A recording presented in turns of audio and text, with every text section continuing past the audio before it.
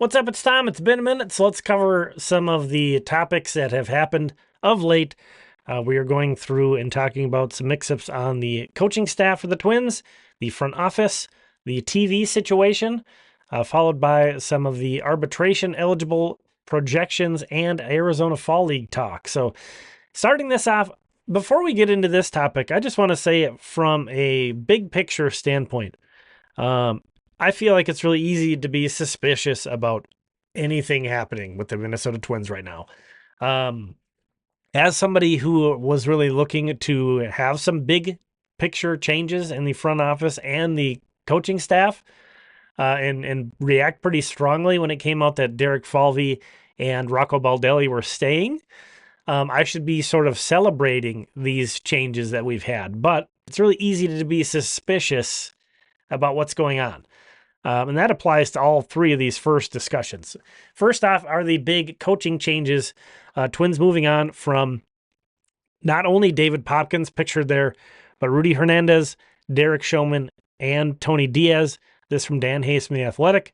It's kind of curious because even though I was never a huge Popkins fan, the Twins were ninth in WRC Plus last year. So they were a top 10 lineup last year. And, this was such an up and down team that there were stretches where they looked just god awful, and stretches where they scored well. So it's just interesting that, when they're looking for kind of a scapegoat and a place to cut, that, the bench coach, the hitting coaches were the ones that were going to be the focus here. And I was kind of expecting, well, maybe this hints at even more coaching staff changes.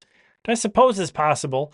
But you figure they would have done it all at one time, and we haven't heard anything since then. So that's kind of the number one item on the same kind of page. Speaking of changes, Thad Levine has stepped away. Who knows if he was on the dock to get canned himself a little later potentially, but that's not. I know some people have kind of painted it that way, but technically Thad Levine has left. Do-Young Park from MLB.com here reporting on that. The interesting thing, and I don't know what he's even getting out here, the last part of that Thad Levine quote, you can read the whole thing in there, but it says, "We all kind of recognize the path that Derek was going on and the needs that he had to complement him moving forward relative to, candidly, things that I find supremely fulfilling." Let me know what your reaction to that quote is. What is Thad Levine getting at there? I found this really interesting. It looks like he's just kind of looking for a different challenge. It sounds like in the aftermath of this move that Thad Levine, as we've seen him less in the public eye, his kind of influence in his workflow has kind of mirrored that. He's been less of a voice in the Twins front office as well as, out in PR in the local scene here. So maybe Thad Levine's looking for a place where he can be more of an influence, push more buttons, have more fingerprints on what's going on. Not sure, but it'll be interesting to see him go. And then the third item, kind of to highlight these changes, are the Twins have announced that they are going to produce and distribute their own games, which was assumed to be the case last year. It was dragging on forever with them and Bally Sports, and then Amazon stepped in and provided some money for Bally Sports to pay up. And of course, that did not go as expected. You would think I'd be very excited about this, and if this is how it comes down, I will be very excited. I'm not gonna, seeing is believing for me in this case. Once I can register and sign up for this broadcast option, that's the day I'll be really excited about this. I'm expecting that to happen. I don't think that Dave St. Peter would be out here putting these quotes out like this, talking up being, an independent and having Major League Baseball take on the broadcasts if that was not the case, and eliminating all blackouts. That would be so exciting for someone like me who doesn't want to pay for cable, doesn't want to pay for satellite. I'm really excited at the possibility of this happening, but something is telling me here in early October, we're getting this news, there's just so much time, it feels like, for this to potentially change. This is speculation. This is not I really want to stress that. This is me just sort of sharing my feelings about this right now. But until I can actually register for this, I'm suspicious because, again, we were in the situation last year where it was assumed that the Twins were going to not be on Bally and that the Twins were going to be, blackouts were going to be over. Corey Provis talked about it. So, he didn't make that up. Somebody with higher knowledge than him, even as the broadcaster, sort of let him know that that was the expectation on the business side. Again, I hope that what they're laying out here, that MLB is going to take over the broadcast like they did with San Diego, like they did with Arizona. There's a couple other teams they're planning on taking over for this offseason with Bally stepping out.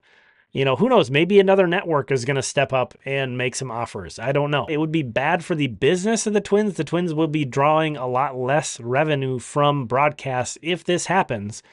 But I think it's a give and take. The reach is going to improve quite a bit. And, I know not about half of people I think I've heard who want to be watching baseball games already have a TV package of satellite or cable. But the other half of us, we've been either just listening on radio or, finding ways around things like I've talked about, doing what we can to see the games without having to sign up for some big long contract with a cable company that we're only going to use to watch baseball. Anyway, I've got plenty, it's not that I don't watch anything other than baseball in the off season. I've got lots of things that I watch on streaming, but I just don't have any interest in cable or satellite. And I know roughly about half of people are in that same boat. So this feels so early and without having the ability to sign up. Once that's kind of concrete and I've literally signed up for this, then I'll be like, okay, it's happening. But again, the Twins, I think we're assuming this was going to happen this past season, and it didn't. So I just am suspicious. Again, it's really easy to be suspicious about a lot of things with this organization right now, and hold back belief that things are going to work out in a fan-friendly manner. Crossing my fingers that this is actually going to happen. The fact that Dave St. Peter himself is commenting on this, and not just like Corey Provis or whatever, that is a big differentiator from last year. So this does feel a lot more real. And I'm excited about that, but we'll see what happens. There's just a lot of time between now and opening day, and we'll see what happens. Topic number 4 is MLB trade rumors. That's such a nice job with this. They unveiled their projected arbitration salaries. You can see them there. I'm not going to go through a lot of them, but we'll just call out that the Twins with 13 arbitration eligible players, it seems like quite a bit. Now, some of these guys are probably going to get non-tendered. Some of these guys are probably going to get traded. But one of the guys I want to talk about is Alex Kirilloff in particular. That's kind of been the interesting one to me about the discussion. And I get that the Twins are in a tough spot with their payroll. They're saying that the payroll is not going to go down, but they're still pretty tight because Pablo Lopez is getting a big raise. There's some other raises happening. Again, 13 arbitration eligible players. All those guys are getting at least a little bit more money. So a lot of people have suggested that Alex Kirilloff is potentially a non-tender candidate. And I get it to a degree, but at $1.8 million, like that is nothing. And I get when you're on a budget, it is something. But in baseball money in 2025, it's going to be $1.8 million is nothing. And I get that Alex Kirilloff has been a big disappointment. From where he was as a prospect, a former, first round pick, he has been a disappointment. But in his 4-year career, 884 plate appearances, he has a 99 OPS plus. So he's been roughly league average. Now, that's not saying a lot. That's not exciting. But I think if you have a league average bat for $1.8 million, and especially when right now first base in particular is just wide open, maybe Carlos Santana gets re-signed. I don't know, but he's really getting up there. Great year, was huge lift to have that guy this past season. But do you really want to count on him again? There's reasons I would get it if the Twins did non-tender Alex Kirilloff, but they have to definitely come up with some other plans that would make sense at first base in particular. And again, at $1.8 million, that just seems like such a small investment. So I found it interesting that he's been kind of the main on the fence talking point. I would keep him around at that price. So we'll see what happens with him. and the rest of the guys. It should be a really interesting offseason. And I think the Twins will make some trades because, if they're making changes in the coaching staff, they're making changes in the front office. You can believe this team has always been a team that makes lots of changes on the roster. Anyway, topic number 5. The Arizona Fall League has started, and the Twins, here is their roster. Kind of underwhelming, but that's actually becoming, in my opinion, fairly normal for the Arizona Fall League, to be honest. Kalai Rosario is going back. That's going to be nice because he has missed time. But again, we've already seen him in the AFL, so, still excited that he's getting more work in. And he's still a young guy, but not as exciting because he's done this before. Danny DeAndrade, that's a huge one. I've been really high on him. Had him comfortably inside my top 10 entering this year, but he missed most of the season. He's still really young, and this is important time for him to get reps, period, let alone reps against probably more advanced pitching than he's seen typically. And then a bunch of pitchers who I don't think are much of prospects, but sometimes pitchers especially can emerge out of nowhere. Cade Bragg, Jacob King, Devin Kirby, Jackson Noble. The thing about Cade Bragg is he's a lefty. The Twins don't have tons and tons of lefties in their system, so that will benefit him going forward.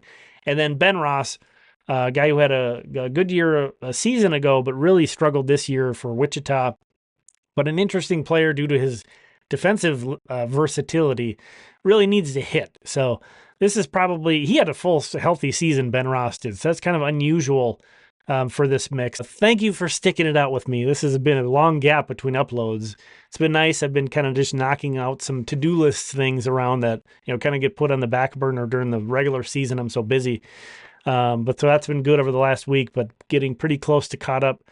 Should be available to talk things through, and I'm even though it's hard to get excited when the payroll is not expected to increase, I think we're going to see a lot of activity and probably some surprising stuff happen for the Twins this offseason. So we will be keeping an eye on that. Thank you for watching. We'll talk again soon.